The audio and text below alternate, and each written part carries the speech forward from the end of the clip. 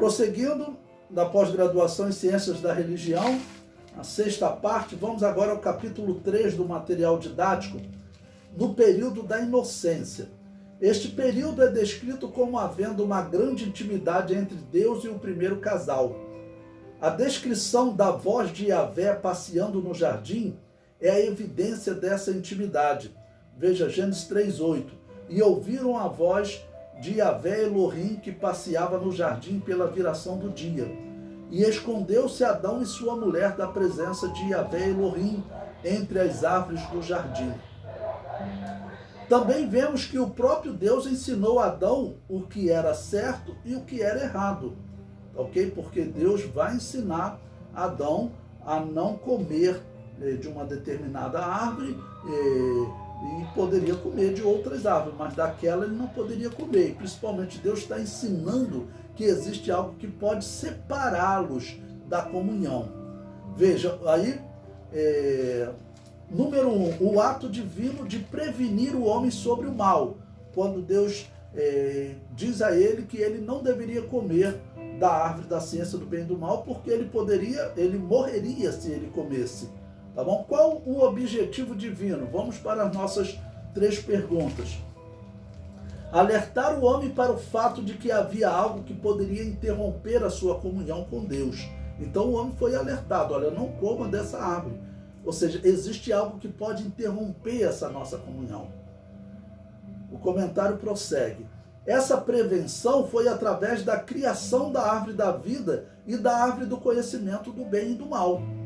Ok? Ou seja, tem algo que você vai permanecer em comunhão comigo, mas tem uma árvore aí que te indica que você pode perder a comunhão comigo. Gênesis 2:9. E Yahvé Elohim fez brotar da terra toda árvore agradável à vista e boa para a comida, e a árvore da vida no meio do jardim, e a árvore da ciência do bem e do mal. Deus criou a árvore da ciência do bem e do mal com um bom propósito. Esse propósito era tornar o homem vigilante e preparado para as tentações futuras. Com esta árvore, o homem tomou conhecimento que havia no mundo algo que poderia separá-lo de Deus. E assim ele não foi pego desprevenido pela tentação satânica. Porém, Satanás usou como meio de tentação exatamente aquilo que Deus havia dado como meio de alerta. A árvore tinha bom propósito. Podemos aplicar a este evento as palavras do apóstolo Paulo sobre a lei. Logo, tornou-se-me o bom em morte? De modo nenhum. Mas o pecado, para que se mostrasse pecado, operou em mim a morte pelo bem. Então o mesmo se aplica lá à árvore da ciência do bem e do mal. E agora a nossa segunda pergunta. O que podemos aprender sobre a divindade? Deus estava prevenindo o homem para que não acontecesse com ele o que havia acontecido com os anjos. Neste período da vida de Adão, vemos Deus tomando a atitude de criar o homem, mesmo após o pecado ter acontecido nos céus. Vemos também Deus trabalhando para que este homem não caísse no pecado. Logo aprendemos que Deus sempre cuida das suas criaturas. A Bíblia não relata, mas podemos concluir que Deus certamente preveniu os anjos antes deles serem tentados por Satanás. Ou seja, observe que eu não estou afirmando, tá ok? Deus, ele preveniu o homem. Então é bem provável também que ele tenha, de alguma maneira, prevenido os anjos nos céus. Mas eu já digo ali, a Bíblia não relata. E a nossa próxima pergunta: que lição Deus planejou nos ensinar? A lição divina é que ele trabalha para que fiquemos sempre junto dele. Para que este homem ficasse junto de Deus, ele demonstrou confiança neste homem, colocou-o para viver e cuidar do melhor lugar da terra. Está lá em Gênesis 2, versículos 15 a 17. E tomou Yahvé Elohim o homem e o pôs no jardim do Éden para o lavrar e o guardar. E ordenou Yahvé Elohim ao homem, dizendo: de toda árvore do jardim comerás livremente, mas da árvore da ciência do bem e do mal, dela não comerás, porque no dia em que dela comeres, certamente morrerás. Em segundo lugar, na permissão da tentação a Eva. Bom, então, em primeiro lugar, né, o número 1, nós vimos o ato divino de prevenir o homem do mal. Ok? Depois que Deus preveniu o homem do mal, ele permitiu a tentação a Eva. Tá bom? O comentário diz: infelizmente, a mesma criatura que foi responsável pela entrada do pecado entre os anjos no céu, virá para a terra a fim de tentar o homem. Satanás inicia a tentação tentando pôr dúvida em Eva sobre a palavra de Deus. Ou seja, veja o que Satanás diz. É assim que Deus disse: não comereis de toda a árvore do jardim? A resposta de Eva é desastrosa. É a clara demonstração de alguém que não conhece bem a palavra de Deus. Ela disse: do fruto das árvores do jardim comeremos, mas do fruto da árvore que está no meio do jardim, disse Deus: não comereis dele, nem nele tocareis, para que não morrais. Essa foi a resposta de Eva. Tá ok? A serpente já fez uma pergunta, claro, para tentar Eva. E a resposta dela deu todas as armas para a tentação da serpente. O comentário diz: respondendo às primeiras perguntas de Satanás, Eva citou incorretamente a palavra de Deus, fazendo com que a ordem fosse mais severa e o castigo mais leve. Esse foi o primeiro erro de Eva. Por quê? A ordem fosse mais severa porque ela disse: do fruto das árvores do jardim comeremos, mas do fruto da árvore que está no meio do jardim, disse Deus: não comereis nele, nem nele tocareis. Deus não falou nada sobre não tocar. Deus disse sobre não comer. Então veja o significado dessa resposta de Eva. São como esses pregadores que eles sobem ao púlpito e inventam coisas que não estão no texto. Se nós vamos dizer, a palavra de Deus foi essa, a palavra de Deus é essa. Agora, eu vou interpretar assim o assado. Agora, ela já disse que Deus falou que não podia tocar. Então, por isso que ela tornou a ordem mais severa.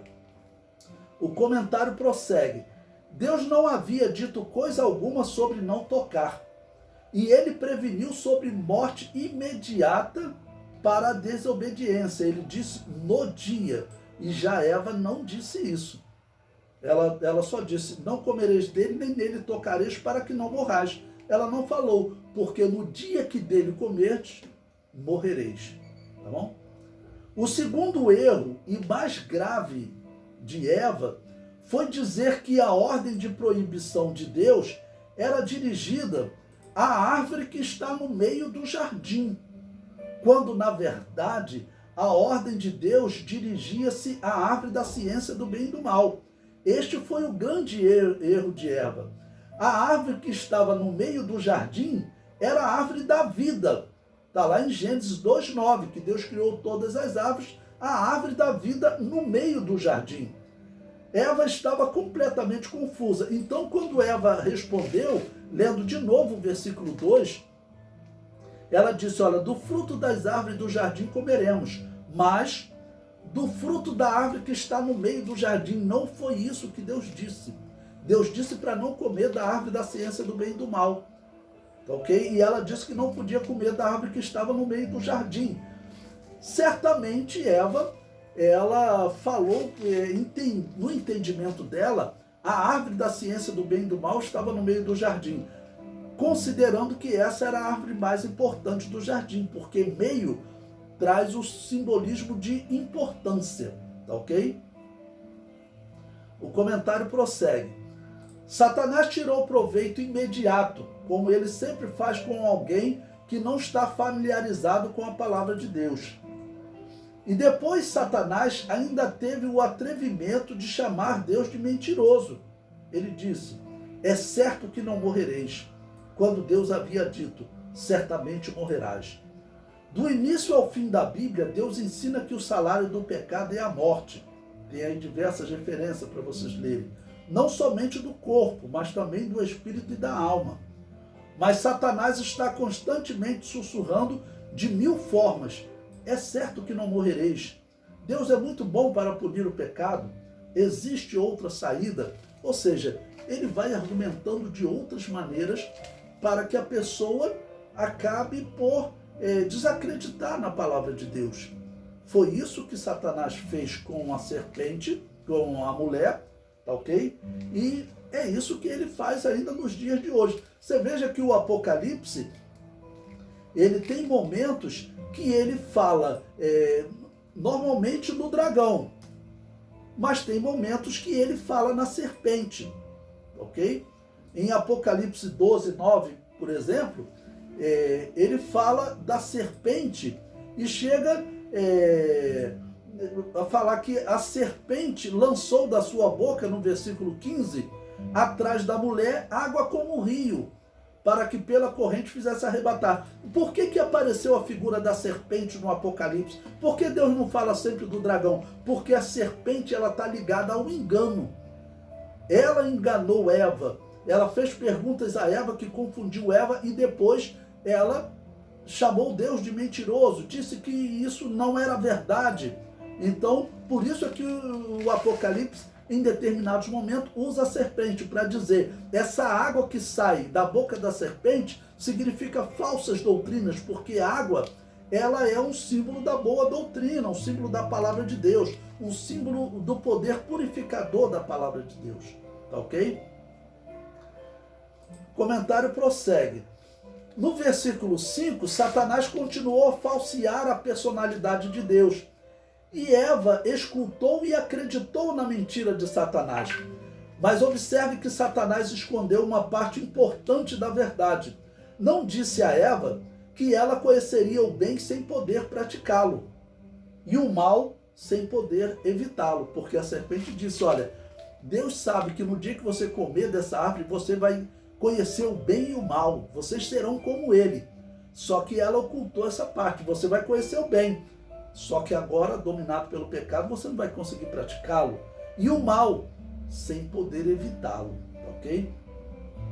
Eva foi tentada de 3 modos: pela concupiscência da carne, boa para comer; concupiscência dos olhos, agradável aos olhos; e pela soberba da vida, boa para dar entendimento. Tudo isso você encontra lá no texto de 1 João 2,16. Porque tudo que há no mundo, a concupiscência da carne, a concupiscência dos olhos e a soberba da vida, não é do Pai, mas do mundo. Ou seja, João está interpretando exatamente o que Satanás fez com Eva e dizendo, o que a serpente fez com Eva, só para pegar o símbolo do engano, que é a serpente, né?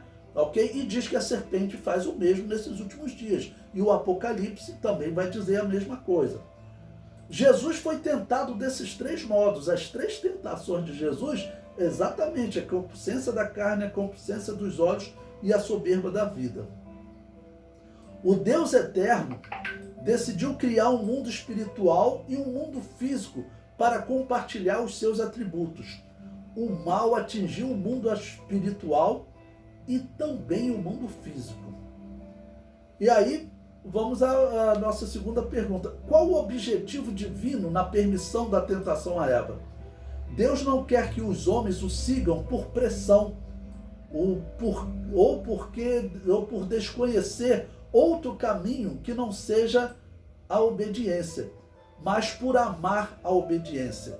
Tá bom? O livre-arbítrio, ele ensina isso. Olha, eu escolho Deus porque Deus me concede a eternidade, e mesmo aqui nesse mundo, viver com Deus é melhor, porque o pecado não vai dominar, não vai me dominar. Eu estou na carne, ok? Mas eu posso me livrar do domínio do pecado. Como? Se eu servir a Jesus. E a terceira pergunta: o que podemos aprender sobre a divindade? Deus quer uma fidelidade espontânea. É claro que a serpente só foi ao paraíso tentar Eva porque Deus permitiu. É claro que Deus acompanhava do céu toda a tentação de Eva. Ele queria que a sua criatura resistisse à tentação e se mantivesse fiel. Mas nós sabemos que, infelizmente, não foi isso que aconteceu, né? E por fim, que lição Deus planejou nos ensinar? Deus preparou o primeiro casal para eles escaparem da tentação. Deus lhe mostrou que havia bem e havia o mal. Eles deveriam escolher.